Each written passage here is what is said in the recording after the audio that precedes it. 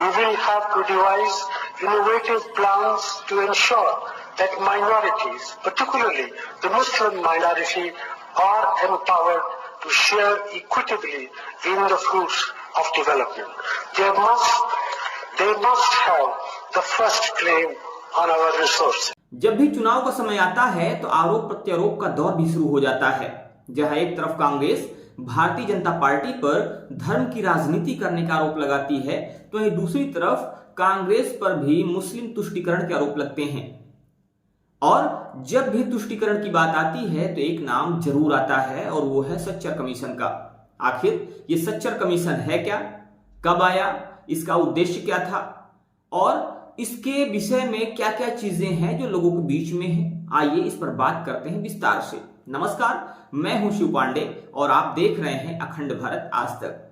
Sachar commission 2005 में लाया गया था, जिसे तत्कालीन सोनिया गांधी सरकार में कांग्रेस ले आई थी।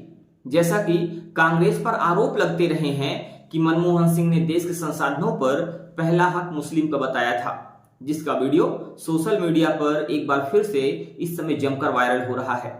इस सच्चर कमीशन का उद्देश्य भी मुसलमानों का सशक्तिकरण था, लेकिन वहीं पर कांग्रेस के विरोधी आरोप लगाते रहे हैं कि कांग्रेस इस देश का संसाधन मुसलमानों को किस कदर देना चाहती थी कि 2005 में मनमोहन सिंह ने मुसलमानों को यह देश सौंपने के लिए और हिंदुओं को बर्बाद करने के लिए सच्चर कमीशन बनाया।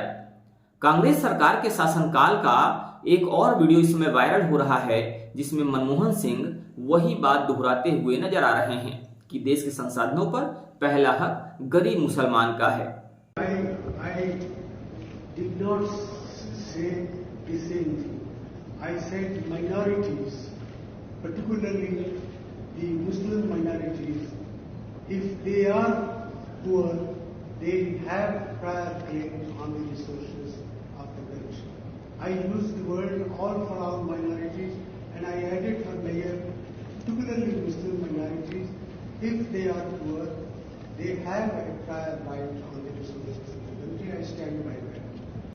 अगर बात सच्चर कमीशन की करें तो सच्चर कमीशन ने करीब 350 पन्नों की रिपोर्ट सरकार को दिया था। सच्चर कमीशन की रिपोर्ट के अनुसार मुसलमानों को दलित और एसटी क्लास में आरक्षण दिया जाए। इस रिपोर्ट के मुताबिक मुसलमान बच्चों की पढ़ाई फ्री हो, मुसलमान बच्चों को किताब कॉपी मुफ्त में दी जाए।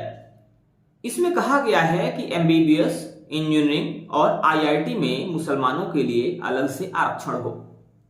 बैंक मुसलमान को बिना किसी गारंटी के लोन दें और यदि मुसलमान लोन ना चुका सके तो बैंक उस पर कोई कार्यवाही ना करे। इस रिपोर्ट में यह भी कहा गया है कि राज्य सरकार बोर्ड निगम में ज्यादा से ज्यादा मुसलमान को लाने के लिए 30% सीट मुसलमानों को दें। इस रिपोर्ट के अनुसार केंद्र सरकार कानून बनाए जिससे सभी राज्य की विधानसभाओं में कम से कम 40% मुसलमानों की सीट रिजर्व की जाए।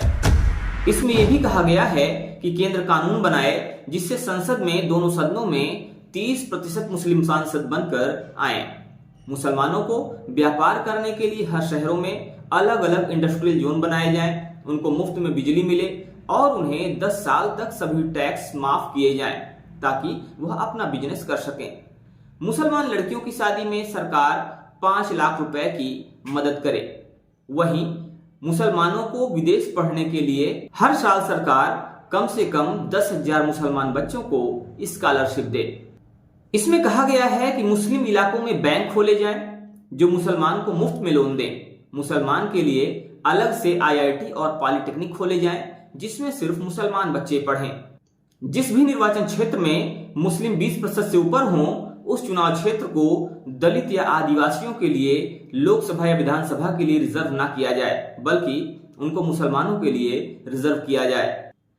मदरसों की डिग्री को डिफेंस, सिविल और बैंकिंग एग्जाम के लिए मान्य करने की व्यवस्था की जाए। हर एक मुसलमान को सरकार निजी कार, बाइक या कमर्शियल वाहन खरीदने के लिए बिना ब्याज के लोन दे। बस यही वजह हैं जिसकी वजह से कांग्रेस पर यह आरोप लगते रहे हैं कि वह भारत में हिंदुओं को 2 दर्जे का नागरिक बनाने का षड्यंत्र रचती रही है और देश का संसाधन मुसलमानों के ऊपर लुटाने की बात करती रही है। खैर, अखंड भारत आज तक न्यूज ऐसी किसी भी बात का समर्थन नहीं करता है। बने रहिए हमारे साथ खबरों के अपडेट के लिए और देखते रहिए आपका अपना चैनल अखंड भारत आज तक न्यूज। जय हिंद, जय भारत।